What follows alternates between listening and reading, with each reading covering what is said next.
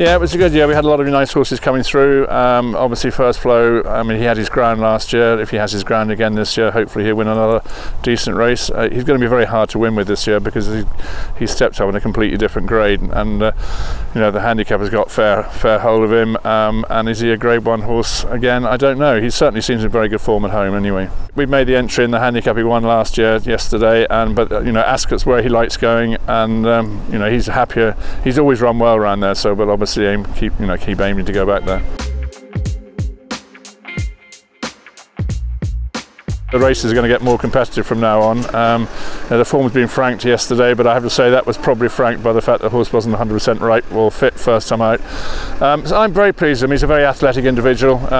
He had a good season over hurdles last year. He's just not the easiest, but having said that, hopefully we can keep him under control. I can see him graded level, but I mean, I think a grade 2 probably might be his max probably, but I mean, who knows.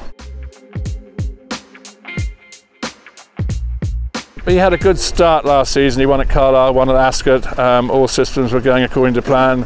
It rather fell apart when he unseated David at Kempton.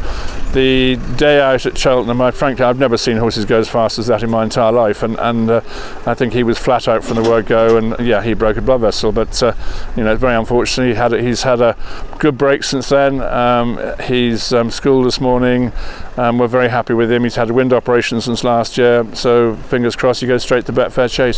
I've always felt that he'd be a 3-miler in the making, and we were very tempted to run him over 3 miles at some stage as a novice, so you know, we're looking forward to seeing him, see how he progresses. Certainly Kintaro was a very impressive bumper horse. He's about 2 weeks away from running now, and we're very happy with him. And Sayadam has been waiting for some soft ground, and every time I want to start him off at 2 miles.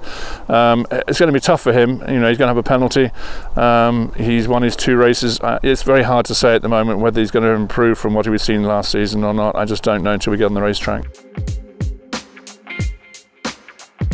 You could say we were slightly disappointing at Carlisle, but you know, he wasn't fully wound up for that. It was never the plan to have him fully wound up for that. You know, we wanted him to progress during the season, and I find it hard to believe, but according to the Racing Post, they broke the track record. Does that make sense to me? It doesn't.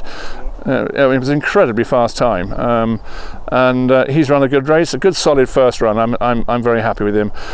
The thing is, we don't know whether he would have won at Aintree. The handicapper thinks he did. He's handicapped him accordingly. You know, he's going to have the same entry at Ascot that Imperial had last year, and we'll progress from there and see how we are. But he's a very, very big, narrow horse, and a horse that I feel that will, you know, keep on improving with age.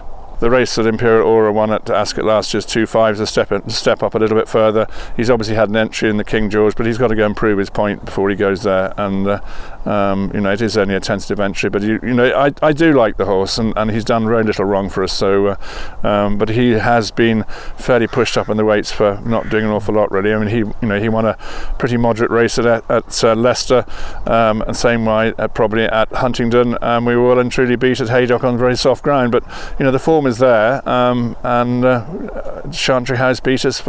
He didn't, because he fell over, but you know, would he have beaten us? Nico's riding out this morning. He told me he's convinced he would have beaten us, so there you are. I've got a lot of very nice bumper horses, and some of the ones that are about to run, I hope will run very well, and I think they've got to get on the racetrack, but I'm pleased with what we're seeing at the moment. It's early days. We got a lot of young horses in the yard. We retired a lot of horses last season, and we've gone out and bought a lot of youngsters, so you know, we'll have a quieter season this year than last season, but we've got an awful lot to look forward to. We obviously just retired Vindication. It's a very difficult decision, really, because he's been a real flag bearer for us. He's had a fantastic time. He's only ran 15 times. He won 7 of them. He was placed on numerous occasions. He was a really progressive hurdler, and a progressive novice chaser. But we've had back issues for quite a long time, and you know, when he had that fall at Newbury last year in the Laverick Chase, to this day we don't really know what happened.